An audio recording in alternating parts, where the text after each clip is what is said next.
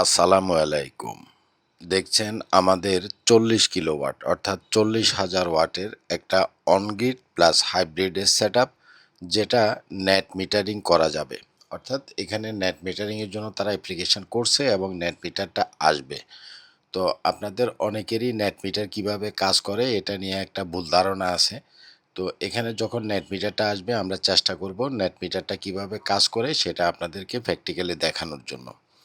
এখানে আমরা দিছি হচ্ছে সোলিস ব্র্যান্ডের 18 kilo plus 18 kilo total 36 kilo ওয়াটের অনগ্রিড প্লাস হাইব্রিডের দুইটা ইনভার্টার।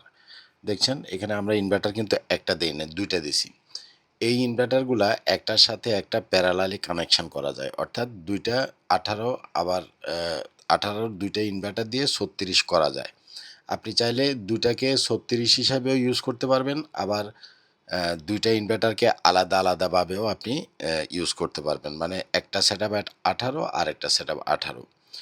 আমার যে ছেলেগুলা ওরা কাজ করতেছে অলরেডি আজকে প্রায় ১ সপ্তাহ ১০ দিন আমাদের এই কাজটা রানিং আছে। এটার সাথে এই সোলিসের 18 কিলোওয়াটের এই ইনভার্টারগুলোর সাথে আমরা দিছি হলো ডাই আর্টিসান ব্র্যান্ডের ১৬ কিলোওয়াটের দুইটা লিথিয়াম ব্যাটারি। এখানে আমাদের মেশিনও দুইটা, ব্যাটারিও দুইটা। ব্যাটারির ব্র্যান্ডটা হচ্ছে ডাই আর্টিসান। ডাই আর্টিসানের এই ১৬ কিলোওয়াটের লিথিয়াম ব্যাটারিগুলা C1 ব্যাটারি, অর্থাৎ যেটা 100% আউটপুট বা ডিসচার্জ করতে সক্ষম। কিছু ব্যাটারি আছে C0.5, সেগুলা সাধারণত এ ধরনের সেটআপের সাথে ইউজ না করাই ভালো। এ ধরনের বড় সেটআপের সাথে অবশ্যই আপনারা C1 যে ব্যাটারিগুলো আছে যেগুলো 100% ডিসচার্জ করা যায় সেই ব্যাটারিগুলো আপনারা ব্যবহার করবেন। তো এই যে এখানে আমরা মেশিন দিছি 36 কিলোওয়াট, ব্যাটারি দিছি 32 কিলোওয়াট, তার সাথে সোলার প্যানেল দিছি 40 কিলোওয়াট। তো এই সেটআপটা কাদের জন্য লাগবে? যাদের ২ ফ্যান, ৩ লাইট, ৩ ফ্যান, ৫ লাইট, এই সেটআপটা তাদের জন্য না। এটা অনেক কস্টলি একটা সেটআপ। এই সেটআপটা লাগবে যাদের মনে করেন একসাথে ১০ টা এয়ার কন্ডিশন চলে। যাদের পানির মোটর আছে, লিফট আছে, ১০ টা এয়ার কন্ডিশন আছে, এটলিস্ট যাদের প্রতি মাসে ইলেকট্রিসিটি বিল ৫০,০০০ টাকা থেকে ১,০০,০০০ টাকা পর্যন্ত যাদের প্রতি মাসে ইলেকট্রিসিটি বিল আসে, তাদের জন্য হচ্ছে এই সেটআপ। এখানে আমরা যেখানে ইনস্টলটা করছি এদের এখানে হলো শুধুমাত্র দিনের বেলাতে ইউজ হবে, রাত্রে বেলাতে তাদের তেমন কোনো ইউজ নাই। যার কারণে এখানে তার ইলেকট্রিসিটি বিল প্রায় 100%ই সেভ হবে। যেহেতু রাত্রের ইলেকট্রিসিটি বিল নাই, দিনের বেলাতে তো সরাসরি সোলার থেকে চলবে। সুতরাং আবার ব্যাটারি আছে ২ টা ব্যাকআপের জন্য। সুতরাং তার এখানে ইলেকট্রিসিটি বিল একেবারেই আসবে না। হয়তোবা মেঘলা থাকলে বা কোনো কারণে সোলার থেকে আউটপুট কম আসলে বৃষ্টির সময় হয়তোবা কিছু বিল আসতে পারে। এছাড়া তার সাধারণত ইলেকট্রিসিটি বিল এখানে ৮০ থেকে ৯০,০০০ টাকা তার রেগুলার আসতো। সেটা একেবারে জিরো হয়ে যাবে। যদি এটা উনি রাত্রেও ইউজ করতো তাহলে সেক্ষেত্রে রাত্রের ইলেকট্রিসিটি বিলটা তার আসতো। যেহেতু রাত্রে এখানে কোনো ইউজ নাই, ধরেন যে আপনার একটা অফিস আছে, আপনার ব্যাংক আছে, বীমা আছে, তারপরে মানে যেগুলা দিনে ইউজ হয়, স্কুল আছে, কলেজ আছে, মাদ্রাসা আছে। তো এই স্কুল, কলেজ, অফিস, ব্যাংক, বীমা এগুলা তো রাত্রেবেলাতে ব্যবহার হয় না। মানে রাত্রেবেলাতে বন্ধ থাকে। অর্থাৎ ডে টাইমে শুধুমাত্র এটা চলে। তো আপনি যদি এ ধরনের একটা প্রতিষ্ঠানের ভিতরে যেটা সকাল ৯টা ৫টা অফিস টাইম এই সোলারের সেটআপ ইউজ করেন, আপনার কোনো ইলেকট্রিসিটি বিল আসবে না। একদম ৳১ ও ইলেকট্রিসিটি বিল আসবে না। Zero electricity cost. এবং এখানে নেট মিটার সিস্টেম করা হবে।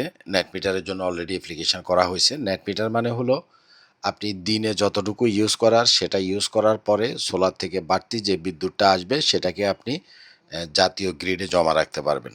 যেটা আপনি পরবর্তীতে ইউজ করতে পারবেন এবং চাইলে রাত্রেবেলাতে তো সোলার থাকে না। চাইলে আপনি রাত্রেবেলাতেও ইউজ করতে পারবেন। এখানে আমরা ইউজ করছি হলো কানাডিয়ানের ৭১৫ ওয়াটের ৬০ টা সোলার প্যানেল।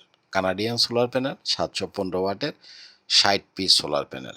এখানে মোট আমরা ২ টা রো করছি। এই যে এপাশে যেটা দেখছেন এখানে হলো ২০ কিলোওয়াটের সেটআপ। ঠিক এটার সামনে আরও একটা রো করা আছে আমাদের। সেটাতে আছে আরও ২০ কিলোওয়াটের সেটআপ। অর্থাৎ এই রোটাতে ২০ আর সামনের রোটাতে ২০। ২০ এ ২০ এ মোট ওই যে দেখতে পাচ্ছেন ওই পাশে আছে ২০ কিলোওয়াট আর এই পাশে আছে ২০ কিলোওয়াট। মোট হচ্ছে ২০ এ ২০ এ ৪০ কিলোওয়াটের সোলার প্যানেল।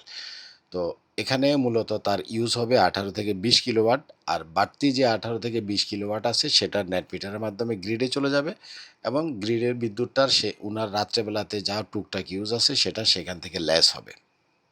আচ্ছা, একটা জিনিস আপনাদেরকে আমি বলি, সেটা হচ্ছে দেখেন এখানে আমরা যে সোলারের স্ট্রাকচারটা করছি, অর্থাৎ পাইপ দিয়া, অ্যাঙ্গেল দিয়া, টানা দিয়া, খুব হেভিভাবে, খুব মোটাভাবে আমরা এই মোটা মোটা অ্যাঙ্গেল দিয়া, মোটা মোটা পাইপ দিয়ে আমরা এই কাজটা করছি। তো এই স্ট্রাকচারের কস্টটা কিন্তু হিউজ পরিমাণে আসে, হ্যাঁ? আপনারা যখন একটা সোলারের সেটআপ করার জন্য কারোর সাথে কথা বলেন, অনেকে আপনাদেরকে বলবে যে, "ভাই আমি আইপিএস মার্টের চাইতে ৳১,০০,০০০ কমে করে দিব।" তো ৳১,০০,০০০ কমে আসলে তারা করার কোনো ওয়ে নাই। কারণ প্রোডাক্টের প্রাইস সেম। শুধুমাত্র তারা যে জায়গাতে চুরি করে সেটা হলো এই স্ট্রাকচারটা পাতলাভাবে করে। এই স্ট্রাকচারের কস্টটা তারা মানে কিছুটা কমায়া করে বুঝায় যে আমাদের চাইতে কমে করে দিবে। এই কাজটা কখনো করা যাবে না। প্রত্যেকটা সোলার প্যানেল ২০ থেকে ৩০ বছর টিকার মতো করে বানানো। সুতরাং আপনাকে স্ট্রাকচারটাও ২০ থেকে ৩০ বছর যাতে টিকে ওরকম করে বানাবেন। প্রয়োজনে স্ট্রাকচারটা আপনি নিজে বানাবেন। তারপরেও কোনো রকম হালকাভাবে ঠুনকাভাবে স্ট্রাকচারটা করা যাবে না। কারণ আমাদের দেশে কালবৈশাখী ঝড়, প্রচুর পরিমাণে ঘূর্ণিঝড়, মানে অনেক প্রাকৃতিক দুর্যোগ হয়। যাতে আপনার সোলার প্যানেলগুলো ২৫-৩০ বছর টিকে থাকে সেরকমভাবে স্ট্রাকচার তৈরি করবেন। আর যদি আপনি চান আমাদেরকে দিলে আমরা কমপ্লিট সেটআপ আপনাকে করে দিয়ে আসবো। এখানে টোটাল সেটআপটার কস্ট পড়ছে হলো ৳৪০,০০,০০০।